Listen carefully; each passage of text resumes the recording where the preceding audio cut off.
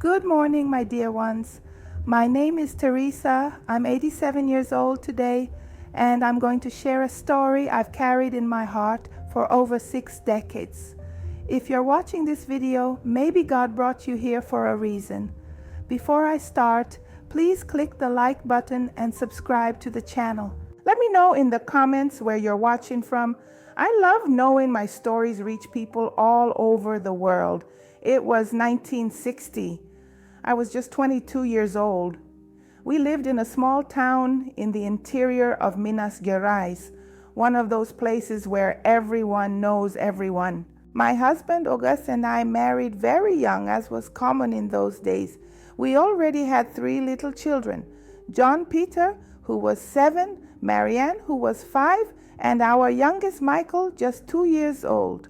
I was the kind of woman who woke up before dawn to get everything ready. I would wash clothes in the river with the other women in the neighborhood, bake homemade bread every morning, and tend the garden behind our house. It was a simple life, but we were happy with what little we had. Our house wasn't big, but it was cozy. 2 small beds in the children's room, a kitchen with a wood stove where we all gathered on cold nights, and our bedroom with a dresser I received from my mother when I got married. The floor was packed earth, but every Saturday I'd mix water with red clay to make it look nicer and hold firm. The windows had no glass, just wooden shutters we closed when it rained or when it was very cold. August worked at the town's sawmill, leaving home before the rooster crowed and returning at sunset. Money was tight, but there was always food on the table and clean clothes to wear. He wasn't a man of many words or displays of affection, but I believed that in his own way, he loved me. One afternoon in March 1960, it was scorching hot, the kind of heat that sticks your clothes to your skin, when I received a letter from my generous aunt. The letter said my cousin Agnes had suddenly become a widow. Her husband, who worked in construction, had fallen from a building and died instantly. She was left alone with a 3-year-old child, no money, no job, and nowhere to go. My aunt was asking if we could take her in for a few months until she got back on her feet. When August came home from work, I showed him the letter. He read it silently with his usual serious expression, and then simply said, "If it's family, we have to help." That very night, I wrote back, letting Agnes know she was welcome to stay with us for as long as she needed. 3 weeks later, on a Thursday, she arrived. I hadn't seen Agnes since we were teenagers. She had moved to the capital almost 10 years ago when she got married. When she stepped off the bus holding her young son's hand, I barely recognized her. She was no longer the skinny girl who used to play dolls with me. She had grown into a fully mature woman with delicate features despite the deep dark circles under her eyes, and her figure, though hidden under a black mourning dress, still caught attention. "Cousin Teresa," she said, hugging me with tears in her eyes. "I don't know how to thank you for taking me in." We set up a small space for her and her son in the kids' room. It wasn't ideal, but it was all we could offer. The children were excited about the new arrival and quickly became friends with their cousin. In the first few days, Agnes barely spoke. She spent hours staring out the window with a distant look. I understood her grief and gave her space, but I also invited her to help me with household chores to keep her mind occupied. As the weeks passed, she began to come out of that almost sleepwalking state. She started enjoying helping around the house, played with the kids, and even smiled occasionally.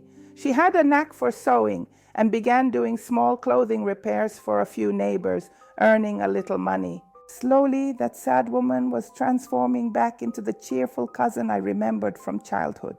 It was nearly 2 months after her arrival when I started to notice something unusual. August, who usually came home exhausted and barely spoke at dinner, began arriving earlier. Suddenly, he had energy to play with the children and chat during meals. He even started fixing small things around the house that I had been asking him to do for years. "It's great that you're feeling better," I said one night as we got ready for bed. "Maybe I'm just less tired," he replied without meeting my eyes. One Sunday, we all went to Mass as usual. When I got home, Agnes said she had a headache and preferred to rest while I took the kids to play in the park. When we returned a few hours later, I found August at home, which was strange since he always went to the corner bar with his friends on Sunday afternoons. "I came back early because I was feeling sick to my stomach," he explained. Agnes was in the kitchen, making tea, her cheeks flushed. "I made some tea for August," she said. "I learned it from my mother. It's good for stomach aches." That night, while washing the dinner dishes, I couldn't help but wonder if I was imagining things. After all, Agnes was my cousin, she was in mourning, and August had never given me any reason to suspect him. Just coincidences, I told myself. But the coincidences kept piling up. August started coming home earlier and earlier. Agnes always found reasons to be in the same room with him. Whenever our eyes met, she would quickly look away as if she were hiding something. One day, in early June, I was hanging laundry on the backyard line when I heard laughter coming from the shed where we kept the tools. I immediately recognized Agnes's laugh, followed by a low male voice. I froze, a wet sheet dripping between my fingers. That voice was August's, who should have been at work at the sawmill at that hour. My heart racing, I slowly approached the shed. The door was ajar, and through the crack, I saw something I would never be able to erase from my memory. Agnes was sitting on the old wooden table, her legs wrapped around August's waist. They were kissing as if the world were ending. "What if Teresa suspects?" I heard Agnes ask between kisses. "She doesn't suspect a thing," August replied. "She's too simple, always has been." I felt as if the ground had vanished beneath my feet. A bitter taste rose in my throat, and I had to cover my mouth to keep from screaming. I went back inside, stumbling over my own legs. I sat at the kitchen table staring into space until the kids came home from school. That night at dinner, I pretended nothing had happened. I served the food and answered when asked something. I smiled when they expected me to smile, but inside I was broken. How could my own cousin, whom we welcomed with open arms when she needed it most, do this to me? How could my husband, the father of my children, betray me like this in my own home? That night, I couldn't sleep.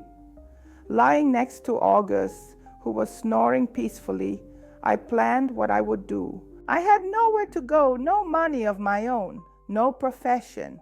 My parents had already passed away, and going back to my relative's house with 3 small children would be too much of a burden to impose on anyone. I'll endure in silence, I decided, at least until I figure out what to do. The following days were torture. Every forced smile, every polite good morning felt like a knife. I watched the 2 of them discreetly, gathering evidence of what I already knew. The glances, the casual encounters in the pantry, the excuses to leave at similar times. It all seemed so obvious now that I was aware. How had I been so blind? One afternoon, while organizing August's clothes in the drawer, I found a small bundle hidden among his socks. It was a silk handkerchief, something far too expensive for our lifestyle. Inside there was a note written in delicate handwriting that I immediately recognized as Agnes's. "So that you always remember our love, even when we cannot be together." It was the final confirmation I didn't need. I carefully folded the handkerchief, placed it along with the note back where I had found it, and closed the drawer. The tears I'd been holding back finally streamed down my face silently, so no one would hear. Michael, my little one, came into the room looking for me and saw me crying. "Is Mommy hurt?" he asked with his innocent little eyes.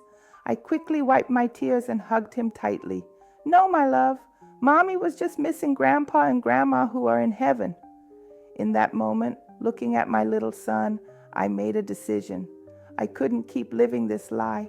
I needed to confront them, but I had to be careful. I needed a plan to keep me and my children safe.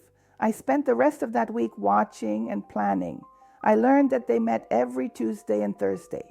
When August left work early, telling his boss he needed to take his wife to the doctor in the neighboring town, Agnes would find some excuse to leave too, usually saying she was going to the market or visiting a new friend from church. They actually met in a small abandoned house halfway to the sawmill. The more I found out, the more my heart broke.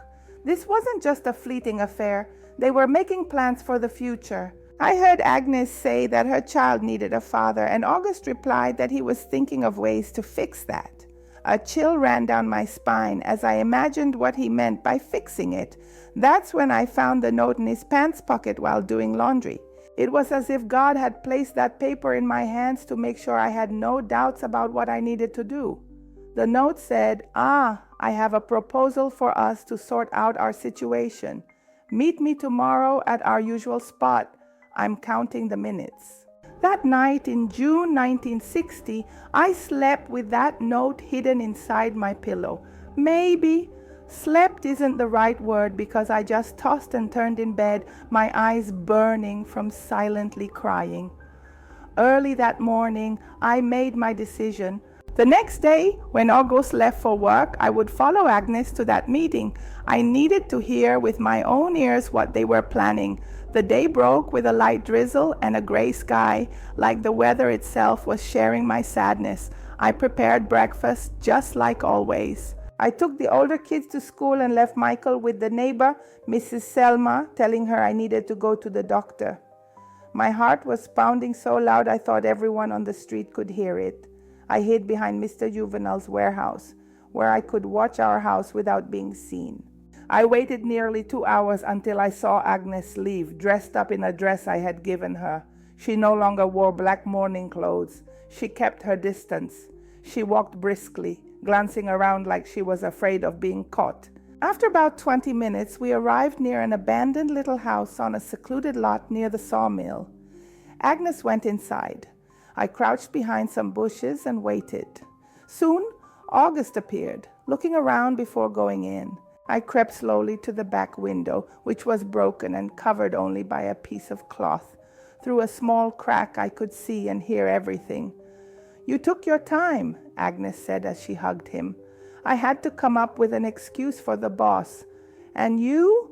Did anyone suspect Teresa? She's so innocent, she believes everything I say." Those words cut me like a knife as I was providing shelter and food for her and her child, and they betrayed my trust. "So, what's this proposal you have?" August asked, sitting down on an old crate. Nay approached him with a smile I had never seen on her face before. "I've been thinking a lot, August. We can't keep living like this forever, hiding. I want a real life with you." She took his hands in hers. "My cousin in Sao Paulo has found you a job at the factory where he works. The salary is 3 times what you earn here." I saw August's face light up with greed. Money had always fascinated him. "And what would we do? Just leave?" Agnes shook her head. "We can't simply disappear. People would come looking for us. It would be a scandal.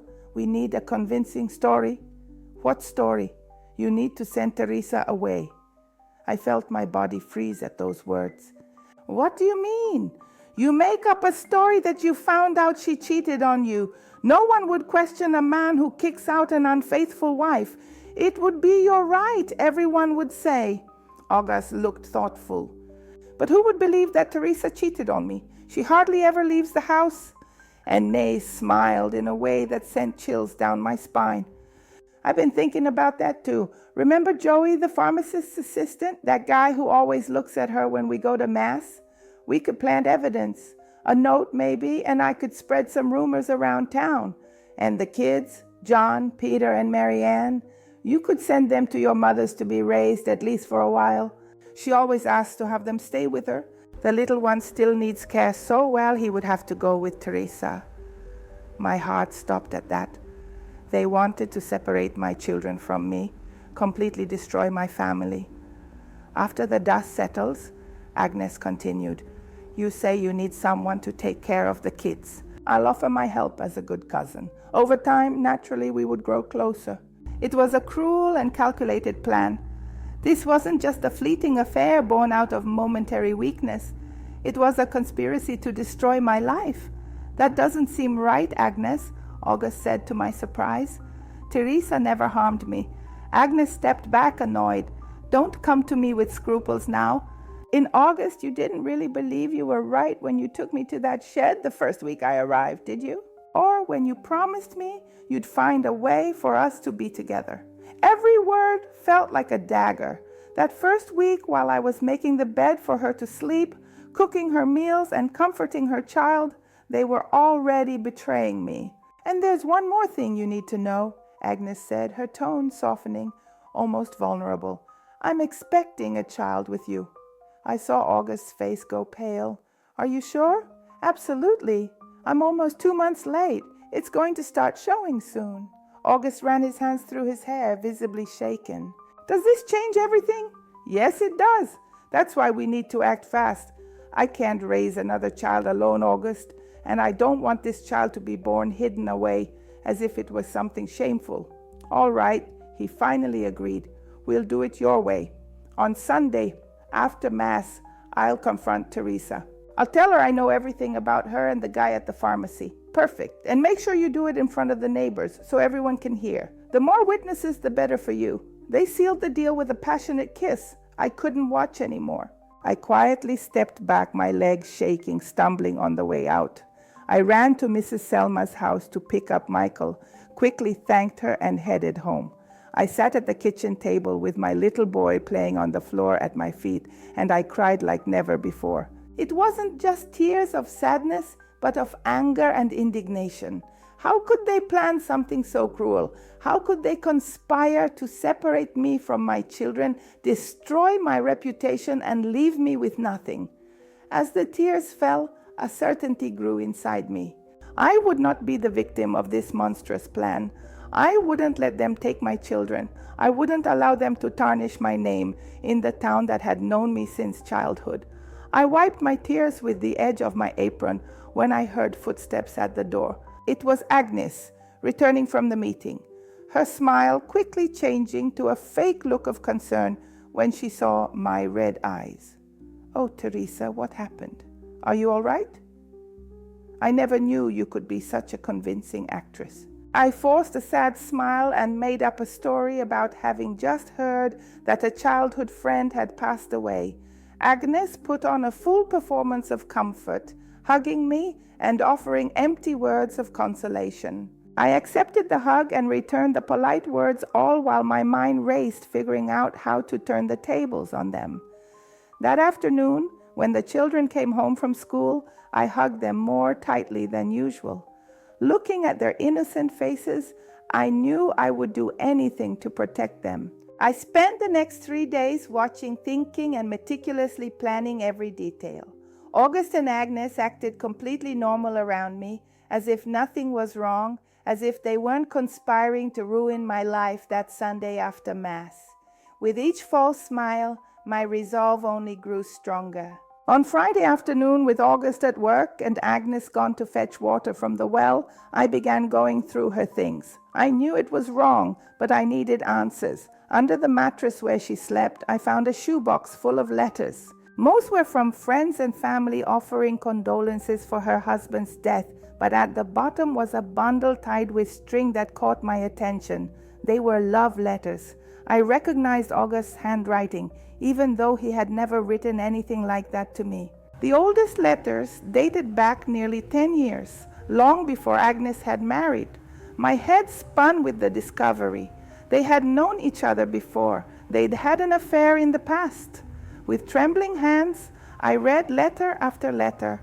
The story unfolding was even worse than I'd imagined. August and Agnes had fallen in love as teenagers, but my uncles opposed their relationship because August was poor and had no prospects. They forced Agnes to marry an older established man, but apparently the correspondence never stopped. The last letter was written just days before her husband's death. In it, August expressed how eager he was for them to finally be together, now that I had agreed to take her into my home.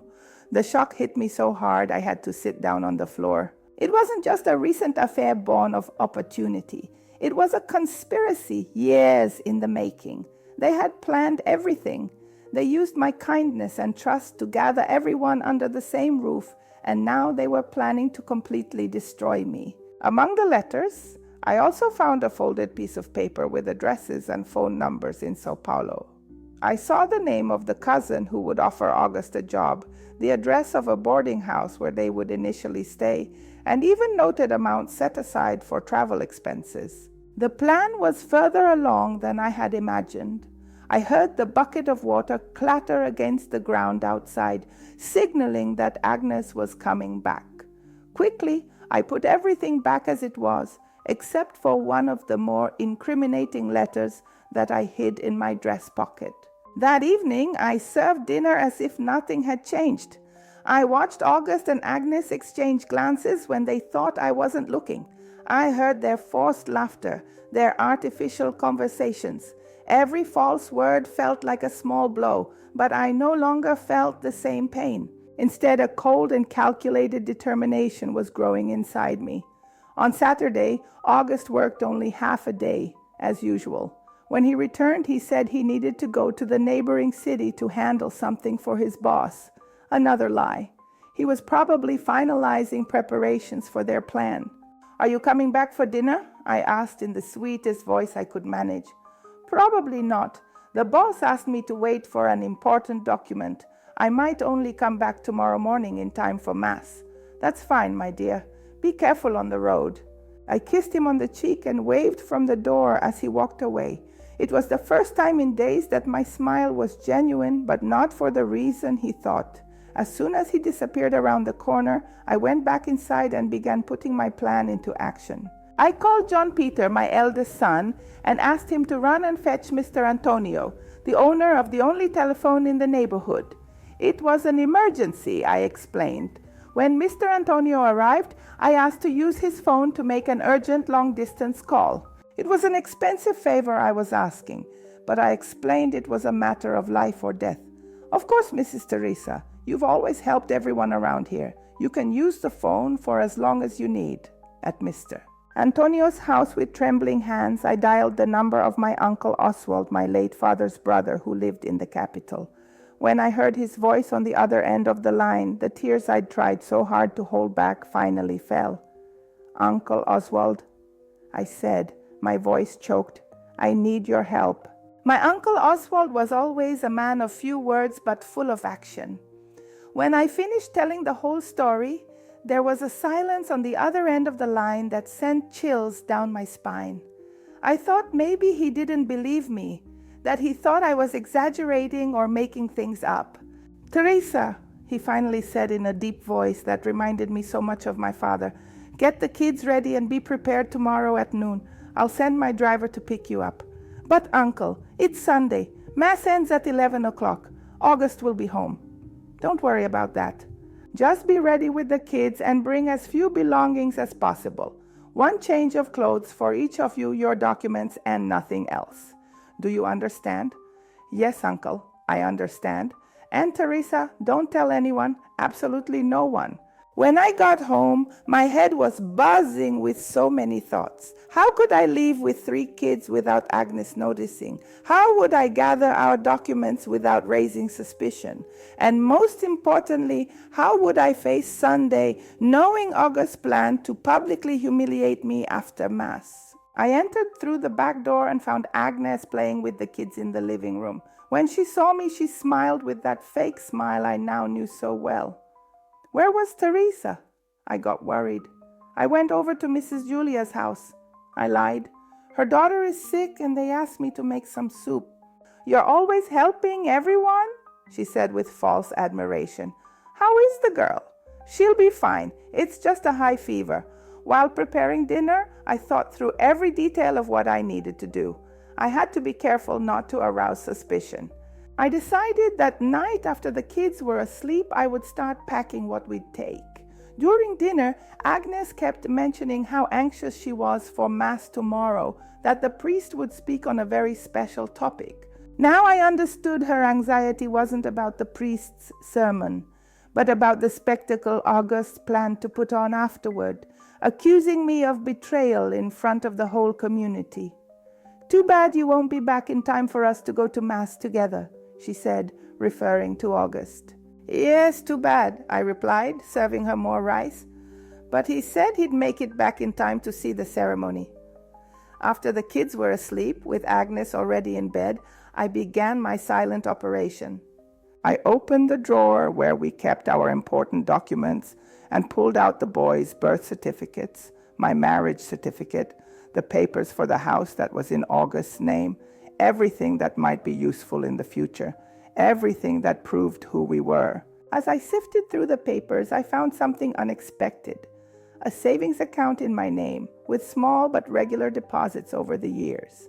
It was the account my mother had taught me to set up, saving leftover change from the market, extra money I made from selling embroidery or sweets. August never knew about this account. It was my secret, my little piece of independence. At the bottom of the drawer, beneath a fabric lining I had sewn myself, I found another surprise. The gold brooch my grandmother had given me when I turned 15. It was the only valuable piece of jewelry I owned, and August always said I should sell it to help with household expenses. I always found an excuse not to, and over time he forgot the brooch even existed. This discovery gave me an idea. I went to the room where Agnes was sleeping with the children and moving as carefully as if walking through a minefield. I gently opened her suitcase. At the bottom, among some folded clothes, I found a small wooden box. Inside were simple pieces of jewelry, but more than a widow in financial trouble should have. Even more telling, I found an envelope filled with cash. It was a substantial amount, enough for 2 bus tickets to São Paulo, with money left over for a few weeks' lodging. This wasn't the suitcase of a helpless woman waiting on family help. It was the suitcase of someone planning to escape. I returned to my room and hid the documents and the savings account inside the lining of my only good coat. I lay down, but sleep wouldn't come.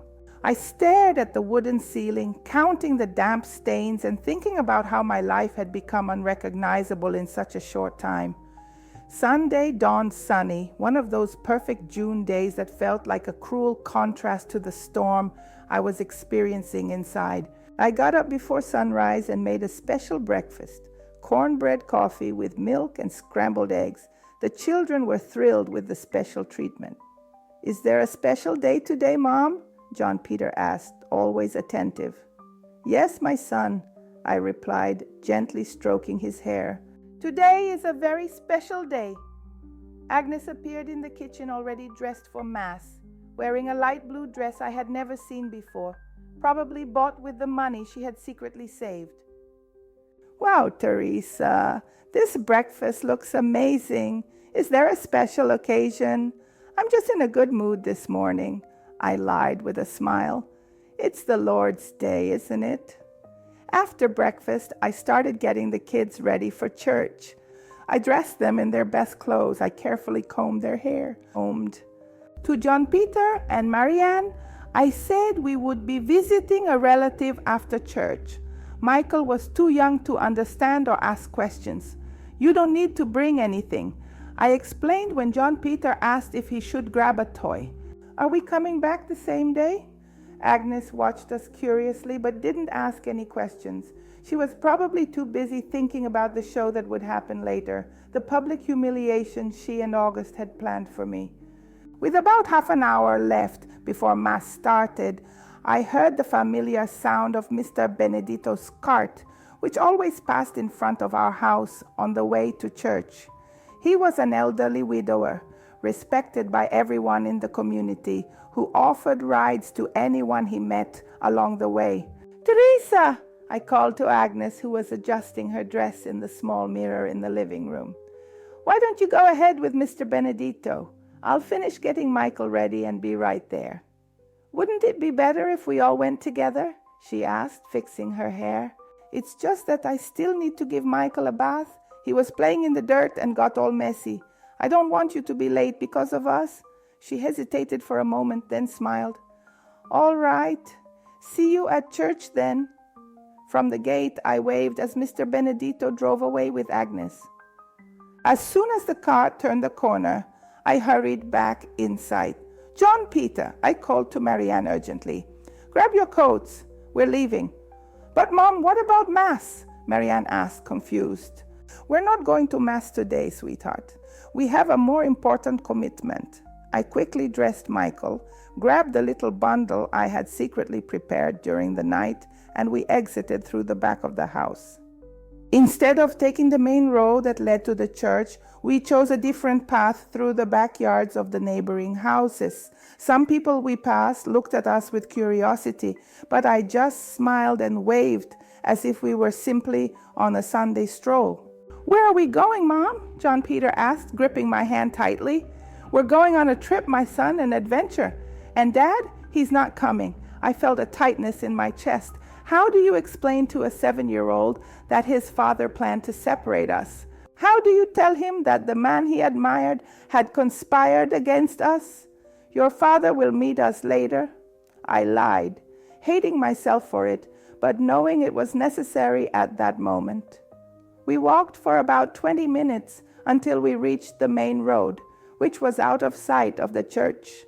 There, as arranged, a shiny black car was waiting for us. A tall man with a serious demeanor stepped out of the vehicle when he saw us.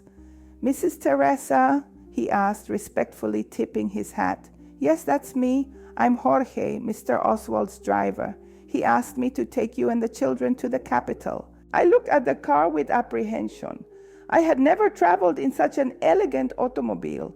In fact, I had rarely left that little town in my entire life. "Is it safe for the children?" I asked, holding Michael close to my chest. "Perfectly safe, ma'am. I even have a special seat for the little one." Carefully, he helped settle the children into the back seat.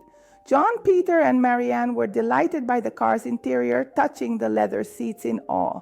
Michael, still drowsy, nestled into the special seat without protest. Before getting into the vehicle, I took one last look back toward our house, toward the church, where at that moment, Agnes was probably glancing at the door every second, waiting for my arrival. I thought of August, who must have been arriving in town at that very moment, ready to carry out the charade that would destroy my reputation.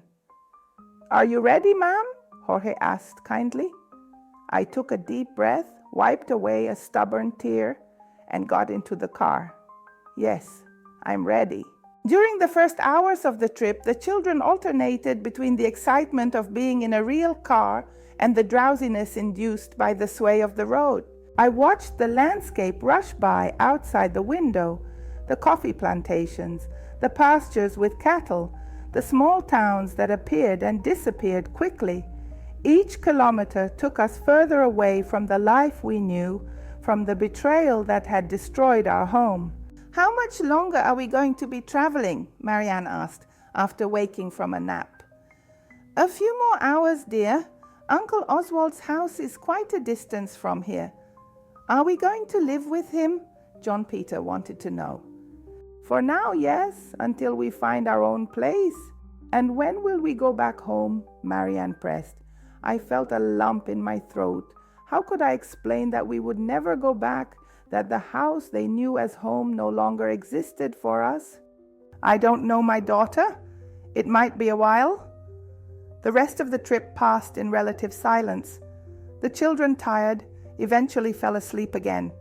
I stayed awake, alert, as if I feared August might appear on the road at any moment to stop us.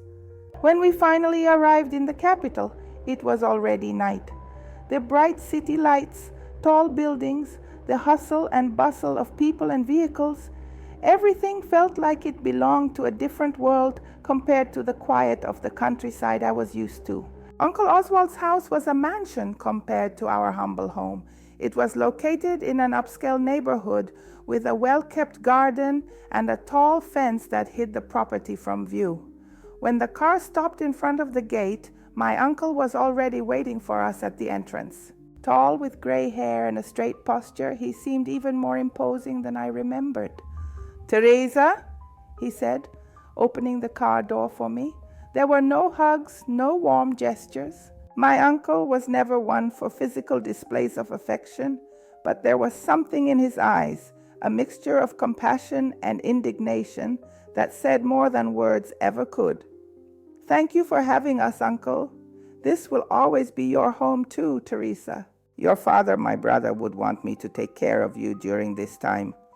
The children, awakened by the movement, looked around with wide-eyed amazement. "Is this house yours, Uncle?" John Peter asked, clearly impressed. My uncle allowed himself a rare smile. "Yes, little one. And now it's your home as well, for as long as you need." A middle-aged housekeeper led us to the rooms prepared for us. The children stayed in a large room with 3 single beds and a shelf filled with books and toys. I stayed in the small room next door, cozy enough, with a window overlooking the backyard garden. "Rest," my uncle said. "Tomorrow we'll talk about the future." That first night, far from everything we knew, I lay down with the 3 kids in the same bed. None of us were used to being apart, and they needed the comfort of my presence just as much as I needed to feel them close to me. "Mom," John Peter whispered when he thought his siblings were asleep. "Dad did something wrong, didn't he? That's why we're here." I looked at my oldest son, surprised by his insight. At just 7 years old, he understood more than I realized. "Why do you think that, my son?"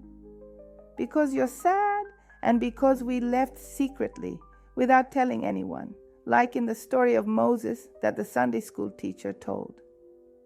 I smiled at the comparison. "Yes, my son, your dad made choices that hurt us, but we're going to be okay, I promise." He seemed to have known that all along and closed his eyes, snuggling closer to me. That night, for the first time in many days, I slept deeply free from the fear of being betrayed under my own roof, free from the anguish of seeing my children taken from me. I didn't know what the future held, but I knew that, at least for now, we were safe.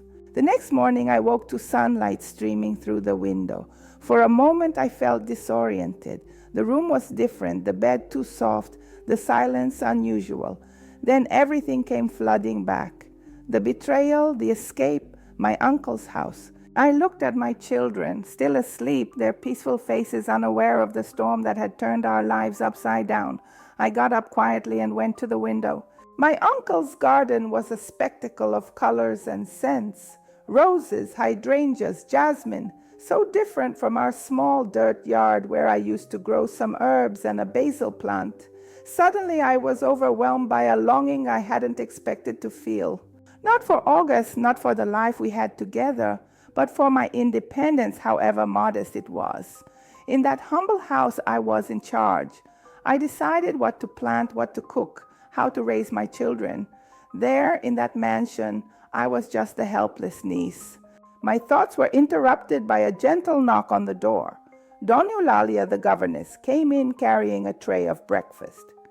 "Good morning, Mrs. Teresa.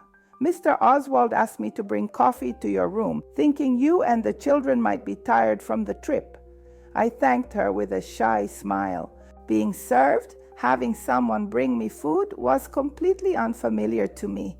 The children woke up to the smell of fresh coffee and warm rolls. Soon they were sitting on the bed, eagerly enjoying their breakfast. "Mom, look, this is real strawberry jam," Marianne exclaimed, her little eyes sparkling. At home, jam was a luxury we hardly ever had.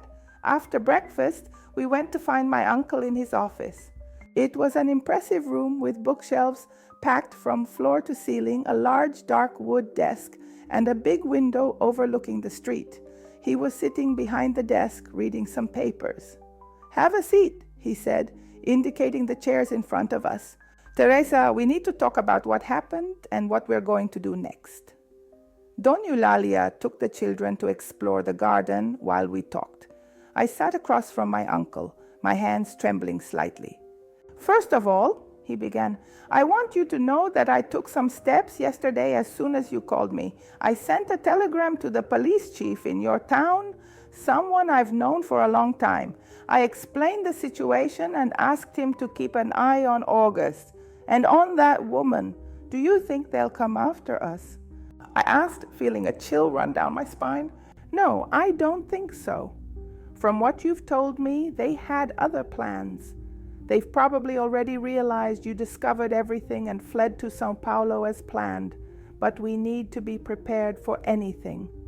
He adjusted his glasses and continued, "The other important issue is your marriage. August was planning to accuse you of adultery to justify the separation. We need to stay ahead of that." "What do you mean, Teresa?" "I'll be direct. We need to annul your marriage before he tries anything against you.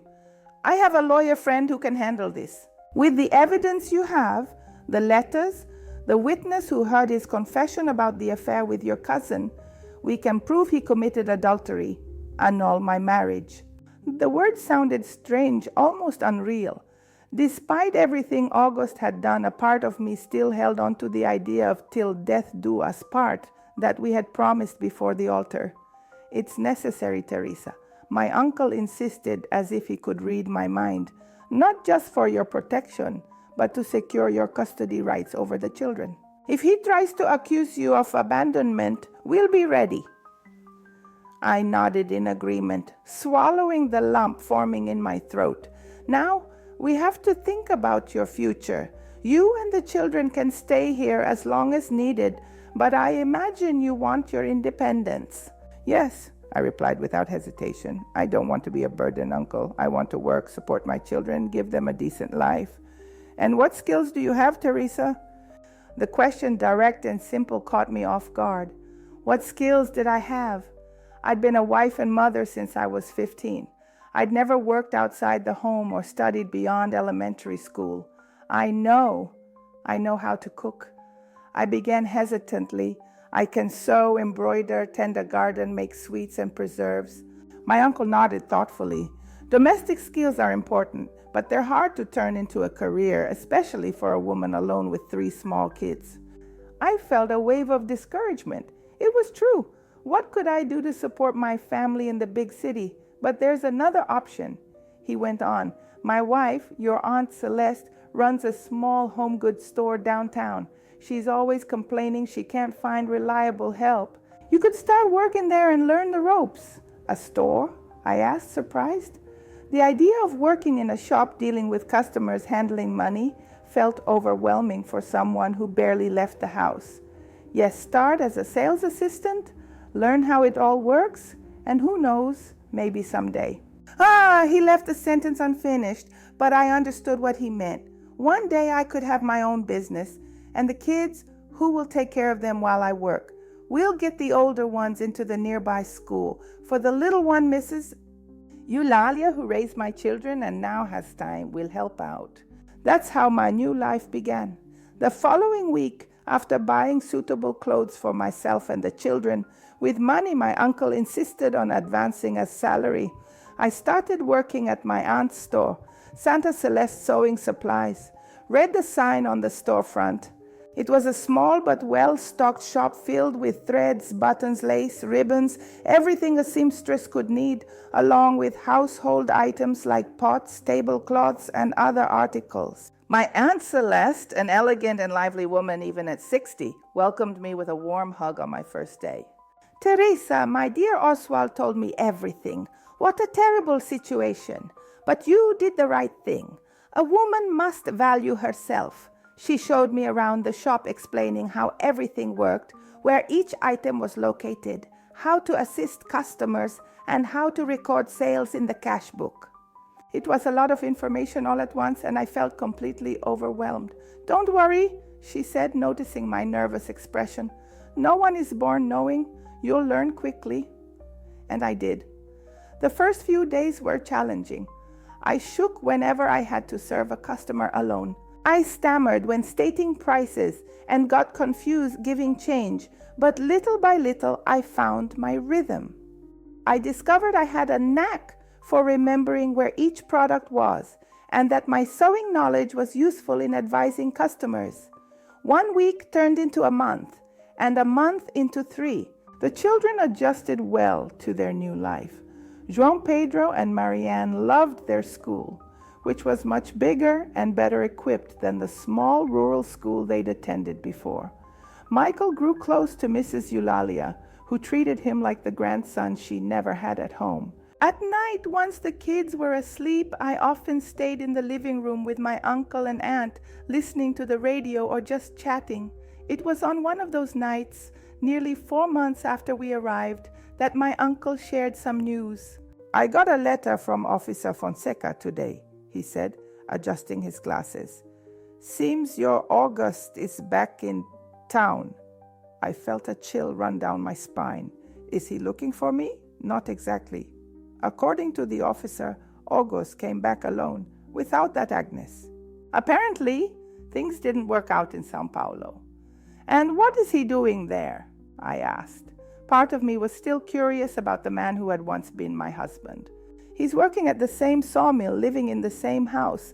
The officer said he's been asking about you and the kids, but it's not aggressive. He seems more regretful." Regretful. The word echoed in my mind.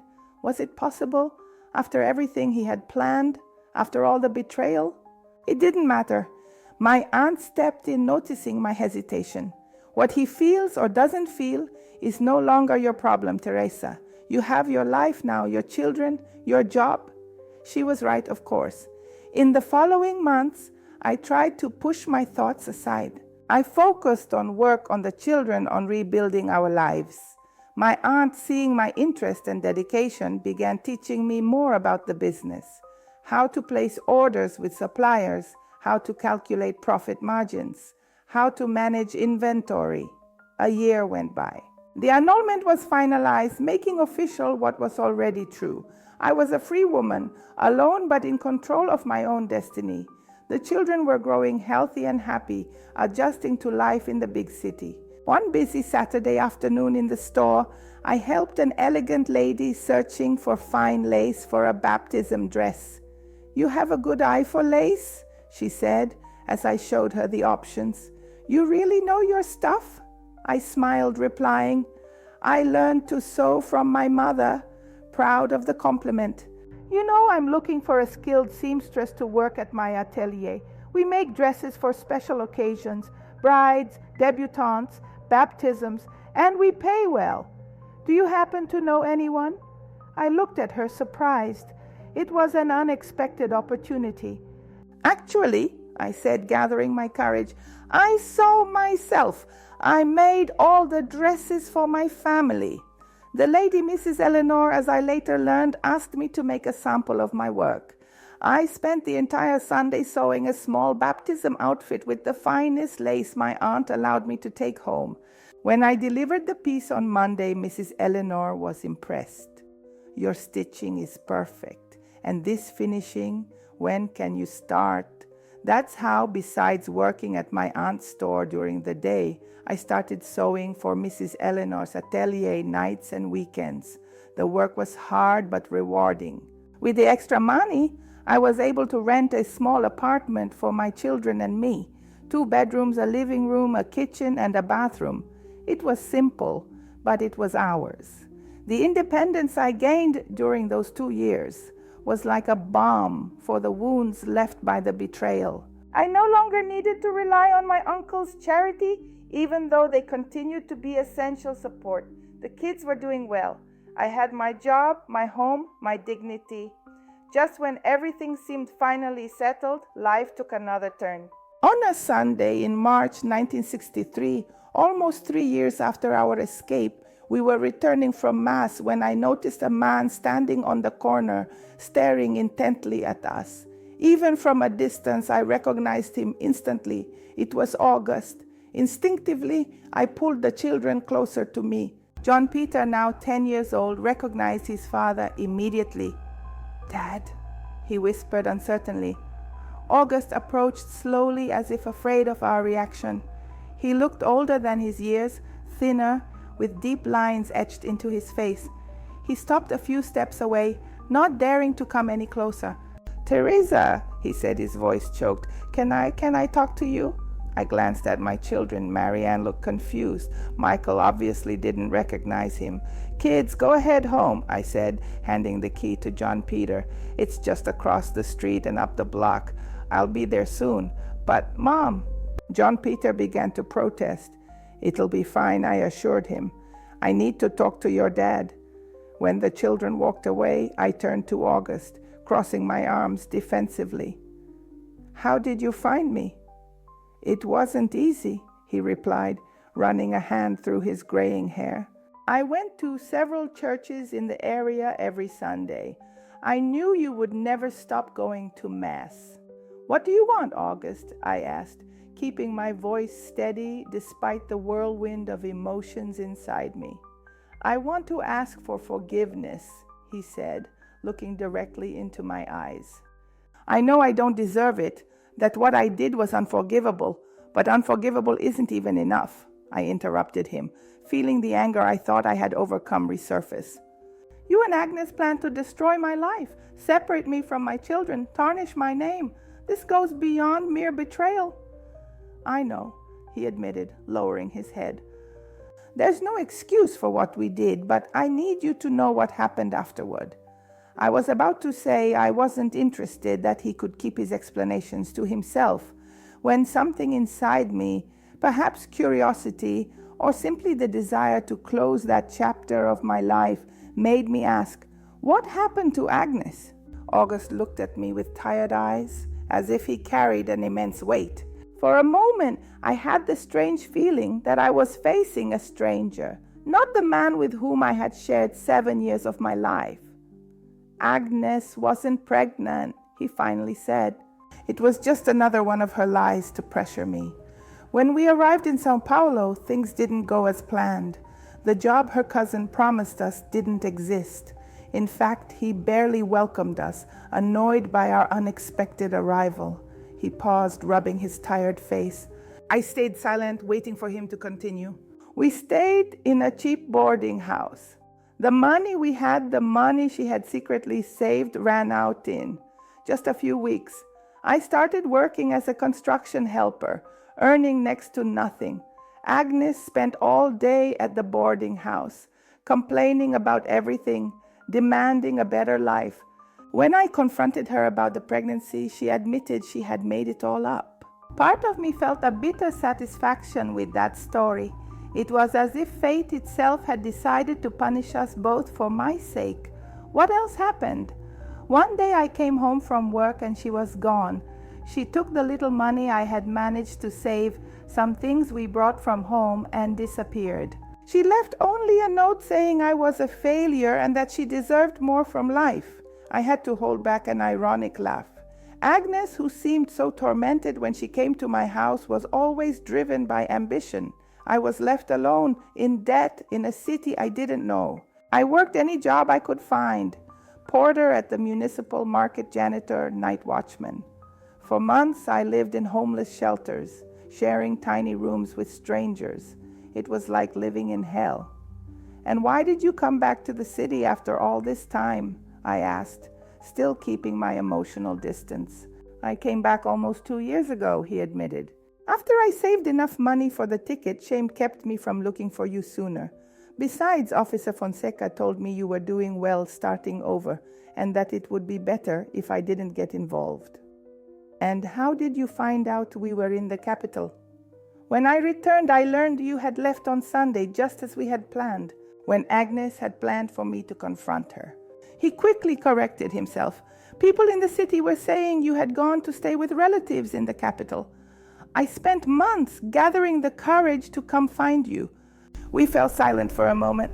On the busy Sunday sidewalk, people passed us by, families returning from church, children running around completely unaware of the drama unfolding there. Teresa, he continued, I know that. I don't deserve forgiveness, nor am I asking for it. I just wanted you to know how deeply I regret everything, the pain I caused you and the children for being so weak. I looked at him, trying to feel hatred, anger, any negative emotion that would justify all those years of pain, but all I felt was immense indifference. August no longer meant anything to me, neither hatred nor love. He was just a closed chapter in my life. What do you want now, August? Why did you look for me after all this time?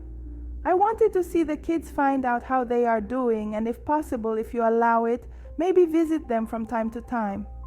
I thought of my children waiting in the apartment, John Peter, who still asked about his father from time to time, Marianne, who was starting to forget what he was like, and Michael, who had no memory of his father at all. I don't know if that would be good for them, I replied honestly. I'll have to think about it. Talk to them first. I understand, he said, accepting my answer without protest. Can I at least know how they are? What have they been up to? Something in the humility of his request touched me. After all, he was the father of my children.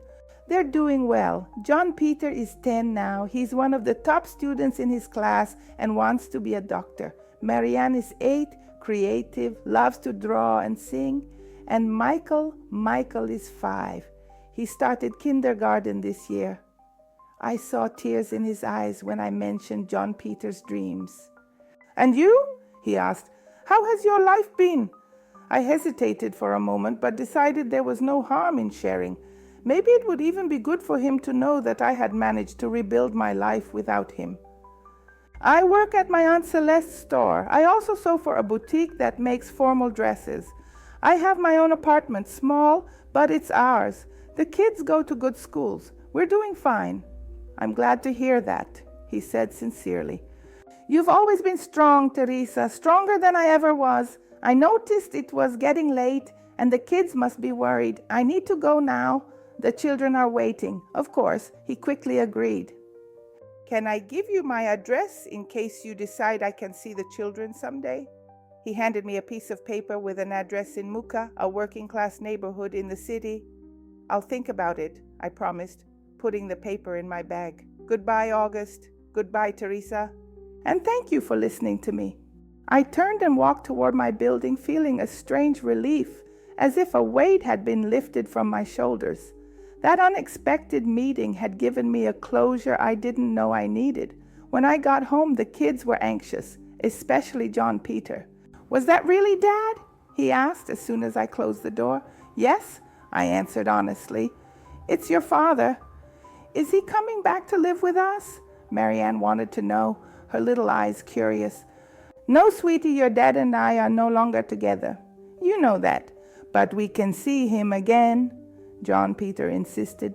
Maybe. Let's talk about it another day, okay? Now let's have lunch. In the days that followed, I thought a lot about the meeting with August. I talked to my Aunt Celeste, who was adamant. He doesn't even deserve to look at those kids' faces after what he did. But I also spoke with my Uncle Oswald, who was always more thoughtful.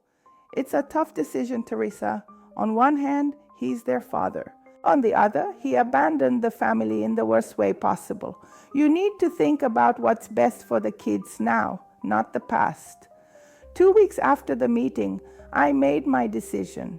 I wrote a letter to August outlining clear conditions. He could see the children once a month only in public places like the park and always with me present. He couldn't make promises he wouldn't keep, nor mention the past to them. Above all, he couldn't come and go from their lives as he pleased. If he started visits, he had to be consistent. To my surprise, he accepted all the conditions without question. On the first Sunday of the following month, we met at Parque da Luz. The reunion was strange, filled with mixed emotions. John Peter was excited, Marianne shy, and Michael wary of the stranger they were told was their father. In the months that followed, a routine was established. August showed up on time, always bringing small gifts for the children. Nothing extravagant, just bullets, a wooden cart he made himself, and a notebook for Marianne's drawings. I realized he was genuinely trying to reclaim a place in his children's lives. During those visits, we maintained a respectful distance from each other. He never tried to rekindle our relationship or even brought up our past. Sometimes, when the kids were busy playing, we talked about neutral topics, the weather, city news, the children's progress at school. It was during one of those casual conversations, almost 6 months after our first reunion, that August told me about Agnes. I heard news of her, he said, as we watched the kids on the carousel in the park. She's in Campinas, married to a well-off merchant. How did you find out? I asked. An acquaintance saw her there, he replied. Said she's unrecognizable, dyed blonde hair, expensive clothes, pretending to be from a respectable family. Apparently, her husband knows nothing about her past. Strangely, I felt no anger when I heard about Agnes. Time had healed that particular wound. Did she make other victims after you? I asked, more out of curiosity than anything else. From what I know, you were the only cousin she deceived like this, but there were other men before she met her current husband. And do you think she'll keep playing this game of deceit? August sighed, looking toward the horizon. People like Agnes never really change, but it's no longer my problem or yours. I silently agreed. Agnes belonged to the past, a past that, ironically, had pushed me toward a better future than I could ever have imagined. Time kept moving. 1 year turned into 2, and 2 into 5. My work at Donna Eleanor's studio flourished so much that she offered me a partnership in the business. With financial support from my Aunt Celeste, I accepted. The Eleanor studio in Teresa became known for its elegant dresses and impeccable craftsmanship. I began creating my own designs, developing a style that combined the elegant simplicity I learned from my mother with the fashion trends Donna Eleanor taught me. The children were growing up healthy and happy. John Peter, as determined as ever, earned a scholarship at the best school in town, confirming his dream of becoming a doctor. Marianne turned out to be a talented artist, winning painting competitions at school. Michael, the youngest, was a sweet and calm boy, always with a book in hand. August kept his word and visited the children regularly. Over time, our relationship developed into something I never imagined possible, a respectful friendship founded on the love we shared for our children. He never remarried, dedicating himself entirely to work and his monthly visits to the kids. In 1970, 10 years after that desperate escape, I received news that finally closed a chapter of my life. A client from the studio, newly arrived from Campinas, mentioned a scandal rocking the local society. The wife of one of the city's most prominent merchants was caught in the act with the family driver. It seemed this wasn't her first infidelity. Her husband found out she had a dark past and had lied about her origins. Above all, the woman was thrown out of the house with nothing but the clothes on her back, in broad daylight, right in front of the entire neighborhood. A true scandal. When she mentioned the woman's name, Agnes, I felt a shiver run down my spine. Fate had collected its debt. That same year, I made an important decision. I bought my own house, a spacious building with a backyard garden, where I could finally plant my own roses and hydrangeas, just as I had always dreamed. I invited my uncles to live with us. They were already elderly, and the house was too big for just me and the kids. One Sunday afternoon, while having coffee on the porch and watching the children, now teenagers, play in the garden, my Aunt Celeste remarked, "You know, Teresa, sometimes I think that betrayal was the best thing that ever happened to you." I looked at her, surprised by the comment. "What do you mean?" "Think about it," she explained, settling into the rocking chair. "If that woman hadn't shown up, if August hadn't betrayed you so horribly, you'd probably still be in that small town, living a small life, never realizing your own potential. The pain brought you here and forced you to discover your strength." I reflected on her words as I watched John Peter help Michael with his homework and Marianne drawing under the jabuticaba tree. I thought about my store, the workshop that was now partly mine, the house I bought with my own money. "Maybe you're right," I finally admitted, "but it was a difficult journey." "The best paths usually are," she replied wisely. "The important thing is that you didn't just survive, you thrived. Your revenge Teresa was living well better than you ever would have with him." That night, lying in my bed, in my home built from the fruits of my labor, I realized my aunt was absolutely right. The best revenge wasn't fate punishing Agnes for her deeds, nor seeing August admit his mistakes. The true revenge was the full, meaningful life I built for myself and my children, the strength I found inside, the independent and fulfilled woman I had become. The betrayal that should have broken me turned out to be the key to a freedom I didn't even know I needed. And this, dear viewers watching now, is the greatest lesson I've learned in my 87 years of life. Sometimes what feels like our worst defeat can become the start of our greatest victory. Pain does break us, yes, but it's up to us how we rebuild, stronger, wiser, and more authentic. Life always offers a second chance. We just need the courage to grab it with both hands and never look back. Well, my dears, if you enjoyed my story, please remember to like, share, and subscribe. It helps Grandma keep sharing her stories. Big hugs. Until next time, yeah?